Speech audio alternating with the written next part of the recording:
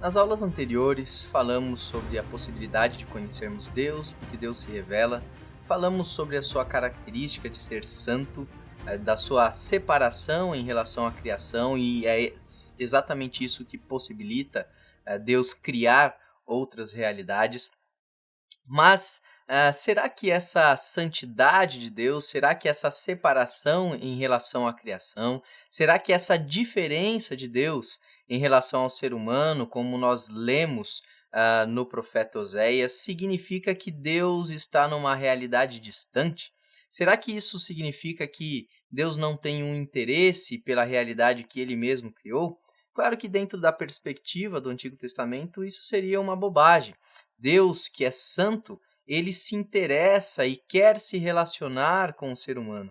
Portanto, se podemos pensar num Deus que é santo, num Deus que é outro, num Deus que é diferente, também podemos pensar num Deus que é presente, num Deus interessado em participar da realidade humana, interessado em participar e observar e atuar nas dores da nossa história e da realidade humana.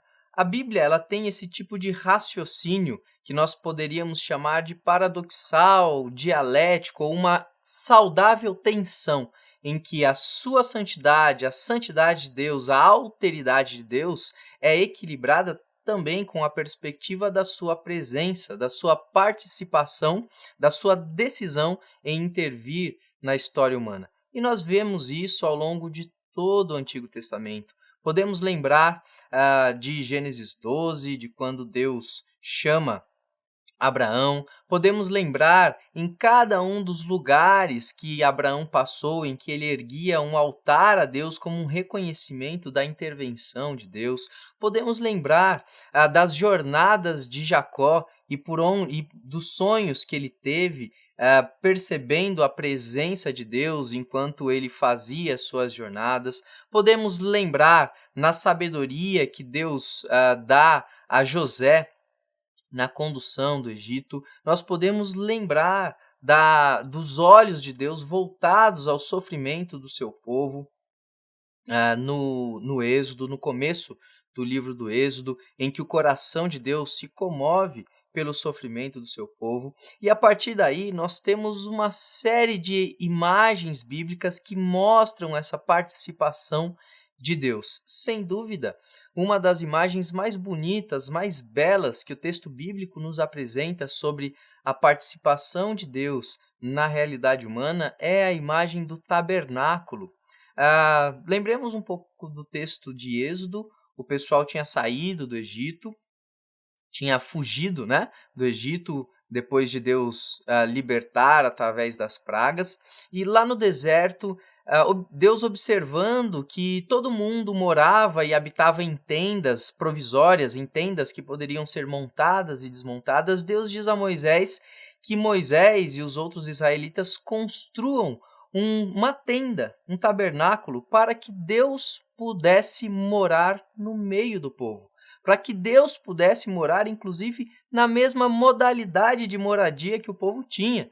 Todos habitavam em tendas. Deus diz a Moisés: faz uma tenda para mim que eu quero habitar com vocês. E mesmo depois do pessoal ter feito o bezerro de ouro, mesmo depois de ficar claro a infidelidade do povo em relação a Deus, Deus ainda assim, por meio de uma intervenção de Moisés e de uma intercessão de Moisés, Deus diz: ok, vou continuar habitando entre vocês. Essa metáfora, essa imagem que o tabernáculo nos traz da presença de Deus, da participação de Deus, é muito bonita, porque Deus participa, Deus caminha junto com o povo. E depois, mais tarde, quando o povo finalmente entra na Terra Prometida e que se estabelecem ali numa realidade em que já não há mais a necessidade de deslocamento físico, uma realidade em que cada um já tem as suas casas. Nesse contexto, Deus então diz para Salomão fazer um templo.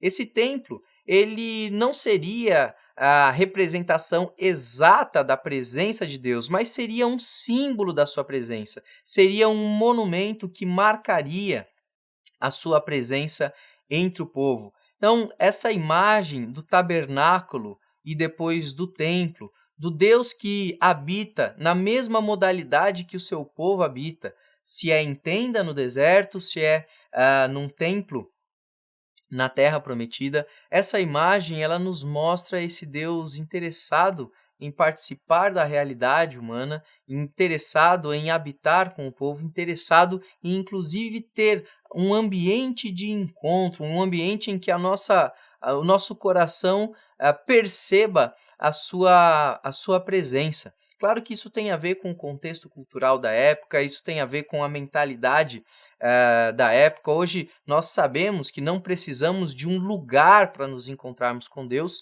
porém, essas imagens bíblicas nos mostram essa realidade do Deus que quer participar, do Deus que quer se fazer presente. Inclusive, o fato dele ser santo, como vimos na aula anterior, traz para a nossa realidade humana a transformação dessa realidade.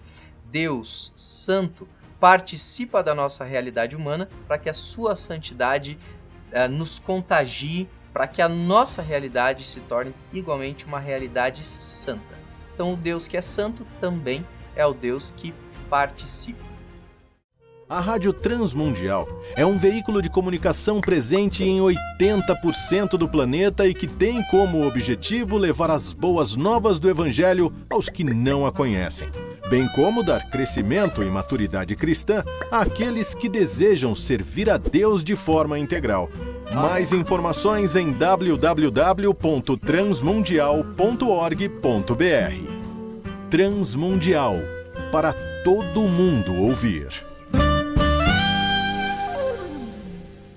A Faculdade Teológica Batista de São Paulo tem a satisfação de receber você para entrar em sintonia com a nossa ministração bíblica, ministerial e abençoadora, que vai fazer diferença em termos de educação teológica para a nossa vida. Fique em sintonia conosco, aprofundando-se na palavra de Deus.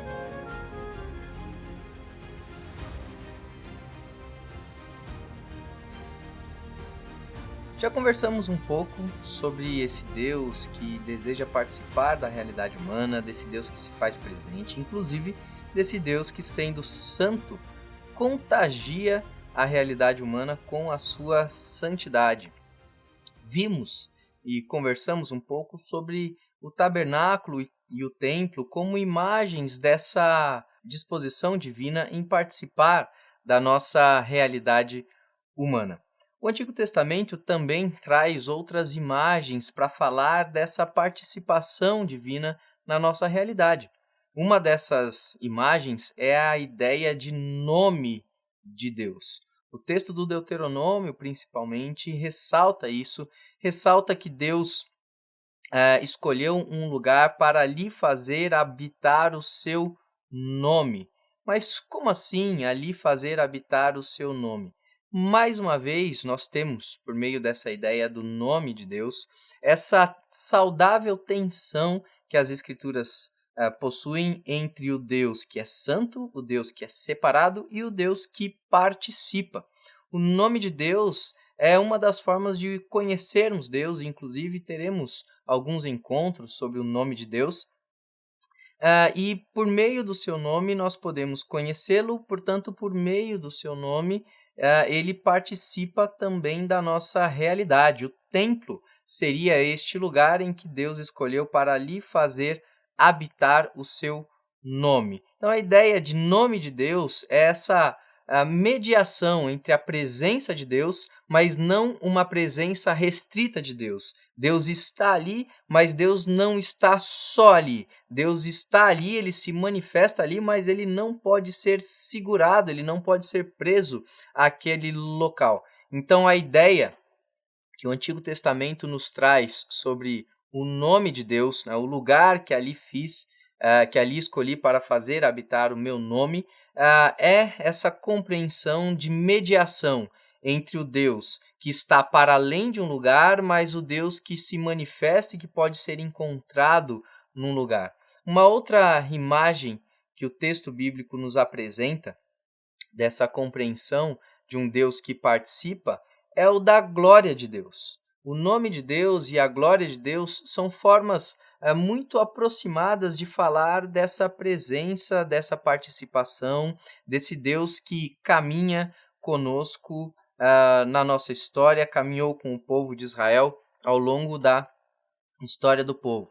Nós vemos essa ideia da glória de Deus num texto muito interessante lá no finalzinho do livro do Êxodo, no capítulo 40, quando depois de Deus ter falado para Moisés e para os israelitas construírem uma tenda, construírem um tabernáculo para que ele habitasse entre o povo, depois de tudo isso, então, finalmente, o texto diz que a glória de Deus passou a habitar o tabernáculo. Assim como o nome, a ideia de glória de Deus, né, dessa presença ausente de Deus ou dessa ausência presente de Deus, são importantes para compreendermos essa realidade divina e como nós nos relacionamos com Ele. Deus se manifesta, Deus se mostra, Deus se faz presente, mas Deus não pode ser contido, Deus não pode ser controlado, Deus não pode ser preso a um lugar, a um espaço. Então é importante, interessante notarmos essas duas formas que o Antigo Testamento tem de nos falar de Deus.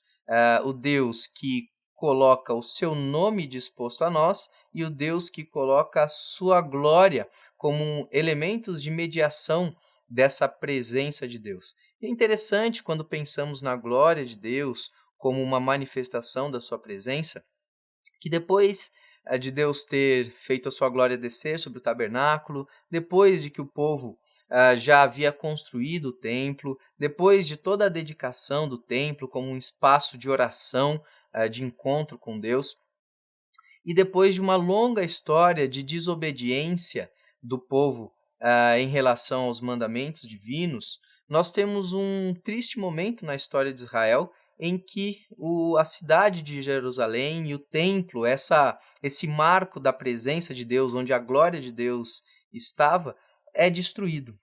E isso não significa que, nesse momento, a glória de Deus tenha sido destruída. Quando a gente vai para a literatura do profeta Oséias, por exemplo, Oséias tem uma visão em que ele observa a glória de Deus saindo do templo, se levantando do templo e indo habitar junto com os exilados na Babilônia. Então, essa ideia do Deus que se move junto com o seu povo, do Deus que sofre, que caminha, que participa da realidade do seu povo, é uma ideia presente por meio dessa imagem da glória de Deus. A mesma glória de Deus que desceu sobre o tabernáculo quando o povo estava no deserto, a mesma glória de Deus que estava com o povo quando Salomão construiu o templo, essa mesma glória compadecida, essa mesma glória misericordiosa, essa mesma glória abençoadora caminha com os exilados quando eles são levados da terra de Israel para a terra da Babilônia. Então, o nome de Deus e a glória de Deus são duas formas que o Antigo Testamento tem para falar desse Deus que é outro em relação à criação, mas que se manifesta, que participa e que se faz solidário à realidade humana.